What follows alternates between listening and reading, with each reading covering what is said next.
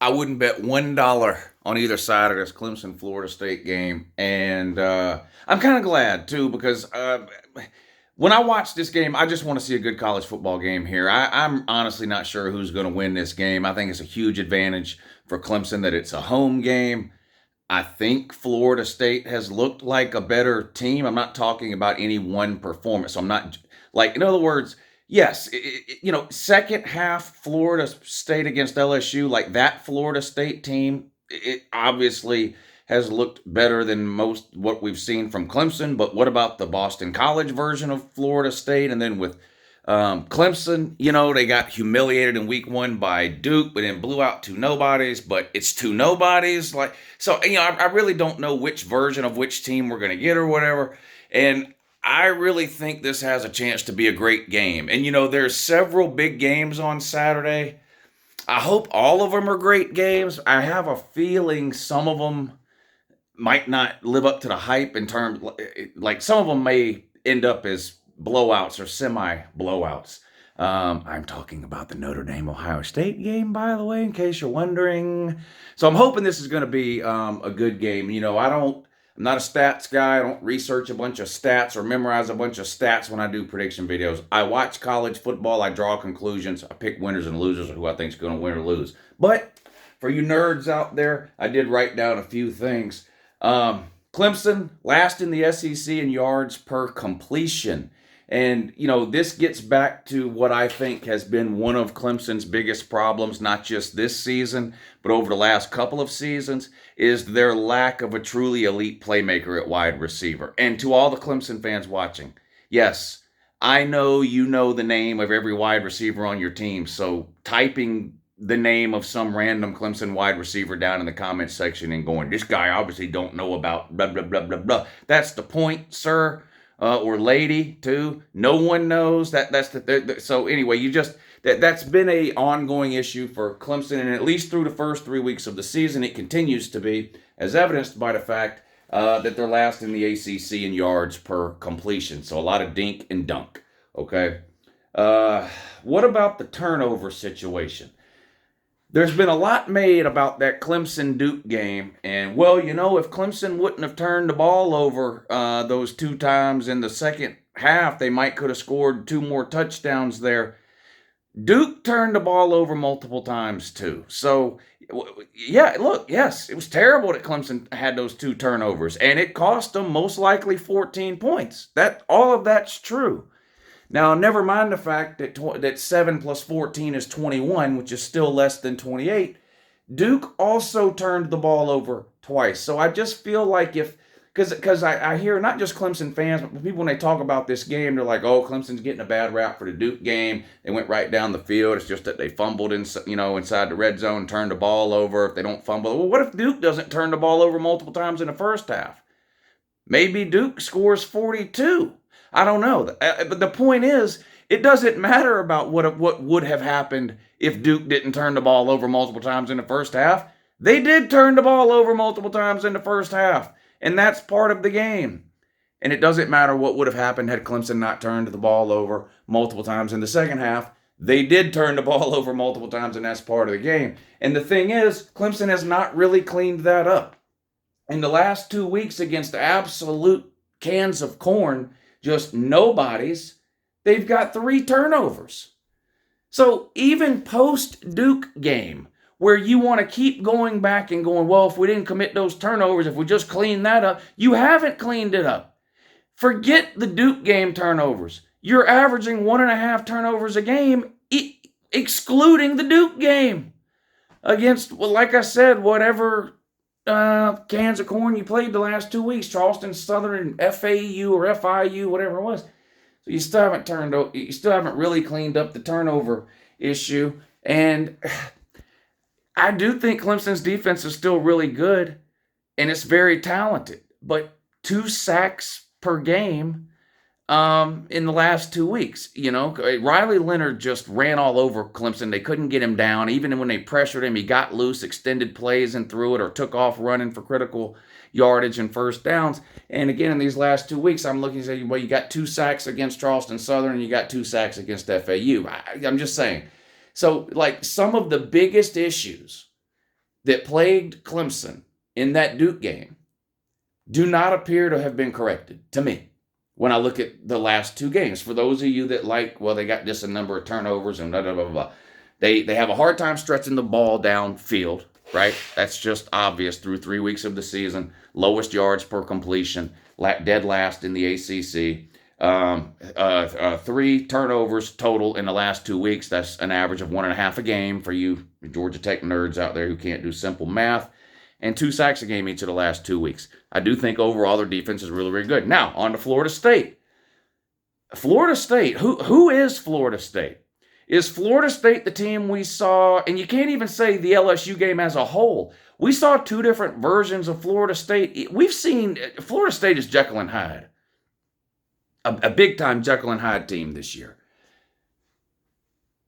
If you just look at the second half of the LSU game, it's hard to find a team that has played better than that in that one particular half of football. They looked unstoppable offensively, and defensively they smothered LSU. LSU could do nothing.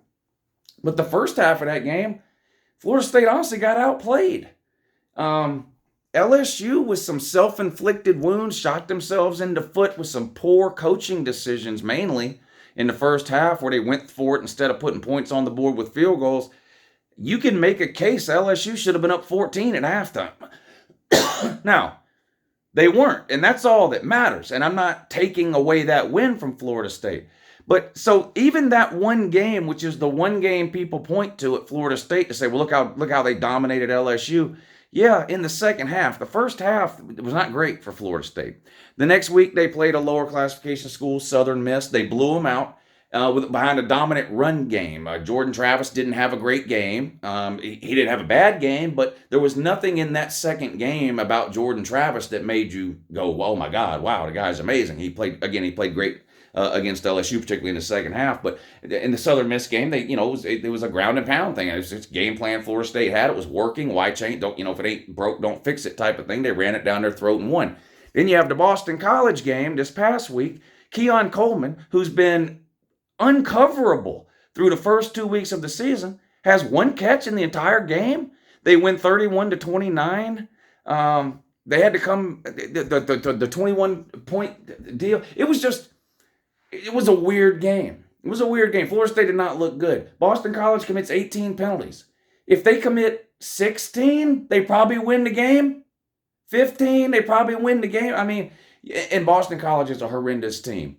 But, okay, emotional situation, the red bandana game. Boston College historically has played up to the level of their competition for that red bandana game. In fact, they've knocked off Clemson in that very same red bandana game in years past. So there's different ways you can look at that. But that brings us to the Florida State-Clemson game, and you have to try to decide, number one, which version of this Florida State team is going to show up.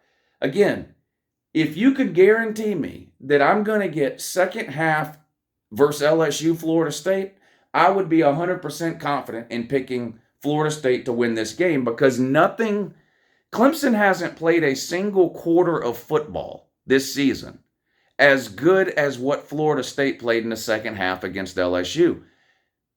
But we can't look at it that way. We don't know for certain if that's the version of Florida State that's going to show up. Now, I've got Florida State ranked very high in my rankings. I've got them at 3. I mean, I've got them ranked really, really high. I've had them in the top 5 it's going back to the preseason. So I've thought they were going to be a really good team all season long. I picked Clemson to go 9-3. So how did I pick this game in the preseason? Well, I picked Florida State to win this game in the preseason. Now, to be fair, I picked them to lose to LSU. I picked Florida State to go 11-1 with a loss to LSU, and then I had them running the table the rest of the way and finishing 11-1. Now that they've beaten LSU, I'm extremely confident in the 11-1 pick.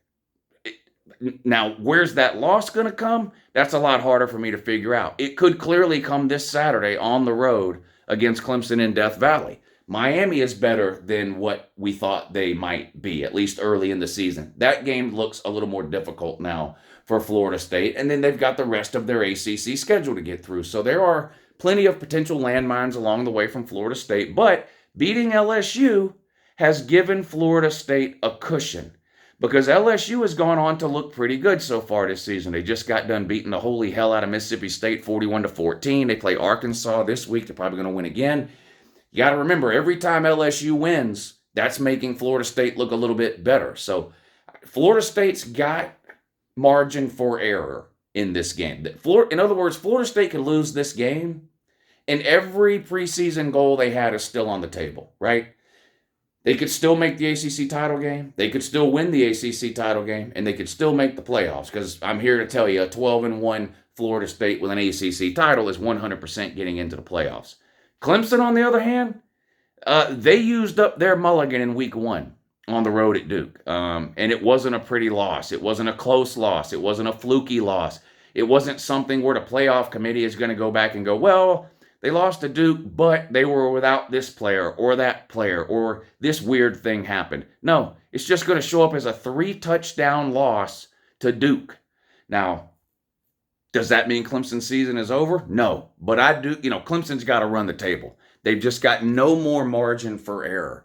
So for that reason, I feel like there's a lot more pressure on Clemson in this game. When you're a team as talented as Clemson, a team that has had, the last 6-7 years has been as good as Clemson has been, the expectations being what they are every preseason, the goal is the playoffs type of deal. From this point on, every single game Clemson plays is a playoff game. Every game. People are still laughing at Florida State almost losing on the road to Boston College, right? That's going to happen to Clemson again at some point this season, right? Because it almost always happens to every team. In other words, there's going to be some game that heading into it, everyone assumes Clemson's going to roll them, right? They're going to be a significant favorite, whatever game it happens to be. Just pick one. Clemson's going to show up. Things aren't going to go well. It's going to be it's going to be the thing where you see a score scroll across the bottom of your screen in your second half, and you're like, uh-oh. For Clemson, that becomes a tension-filled, pressure-packed situation because they've already got the one loss. That's assuming they get by this week with Florida State. So the point is, I feel like Clemson's just a lot more pressure in this game on Clemson because they suffered that early season loss, whereas Florida State, no team plans on losing, but Florida State knows in the back of their mind, we've still got our mulligan in our back pocket. So Florida State goes in, things go sideways here, they lose. They're going to get an opportunity to redeem themselves. Now then they will then have to win out. But I really think this is going to be a good game. Home field advantage significant, like I mentioned for Clemson. They did lose. They had the longest home winning streak in the country until losing a home game last year to South Carolina right at the end of the year, but still a very good team at home. This is a noon game. I don't really think that will matter. I think the crowd will be rocking at Clemson and ready to go. This will be a great atmosphere and a great college football environment.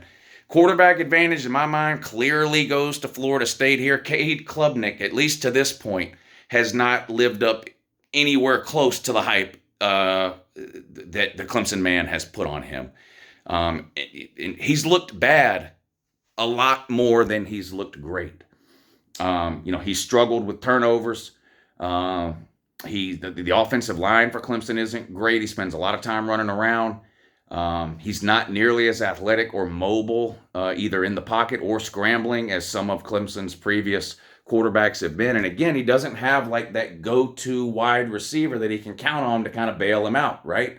Where you just kind of throw a 50-50 ball up down the sideline and you're fairly confident your guy's going to come down with it. Clemson doesn't have that. They have a good tight end who can be a good security blanket, but that's more of a possession type of a receiver than it is sort of a game-changing playmaker that you would get on the outside, which is what Clemson's used to having. I like Clemson's running backs. I think Will Shipley is obviously a high-level talent, and even the backup Maffa is really, really good. He's more of a bowling ball type to me, more of a second half type of guy that you can put in and just kind of pound teams into submission in the second half, but both have looked good at times this year. A little bit of controversy with Will Shipley last week. I guess he was caught on the sidelines yelling at the Clemson running backs coach, C.J. Spiller. And from the best I'm able to tell, basically Clemson's offense drove down the field with Will Shipley at running back. They get into the red zone, they take Will Shipley out, they put Maffa in, let Maffa score the touchdown, and I guess Will Shipley was mad that he wasn't rewarded with the touchdown and decided to mouth off about it to a coach during the game. And I guess did they bench him the rest of the game? Anyway, I don't think that's that big of a deal. Maybe it was at the time. I don't think that's something. I don't think that's something that's lingering on that's going to affect this game here. Like Will Shipley's in some sort of bad headspace now or in trouble with the coaches. I think that's water under the bridge at Clemson, but it's worth mentioning in this video because a lot of people have talked about it. I've talked about it this week. I think Florida State wins the game. I can't. There's not enough for me to point to with Clemson to say this is why they're going to win. It's just not there. I think Florida State.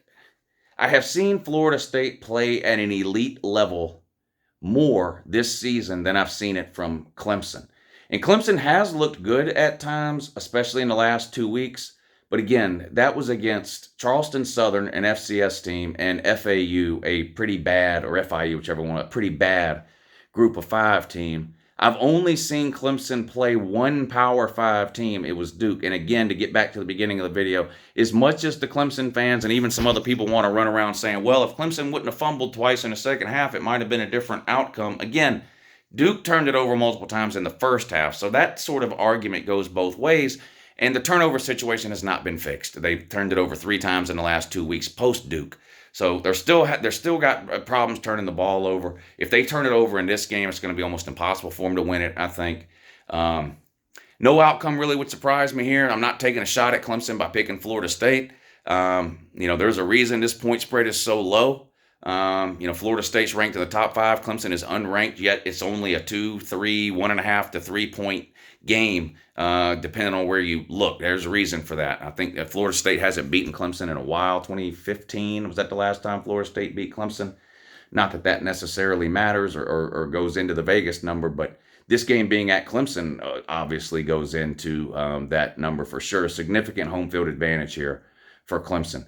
I think Cade Klubnik's going to have the game of his life if Clemson's going to have any chance of winning this game. I expect Florida State to try to pressure him. I think Florida State can send 5, maybe even 6 rushers at Cade Klubnik because of the lack of playmaking ability Clemson has on the outside. I think Florida State trusts its secondary to try to handle those receivers in blitz situations, and we'll see. But I'm going to go with Florida State to win a close one here. Like I said, I'm hoping this is a good game because I think a couple of the other marquee games this weekend may end up being blowouts. I hope this isn't one of them. Give me Florida State late at 2.5 points.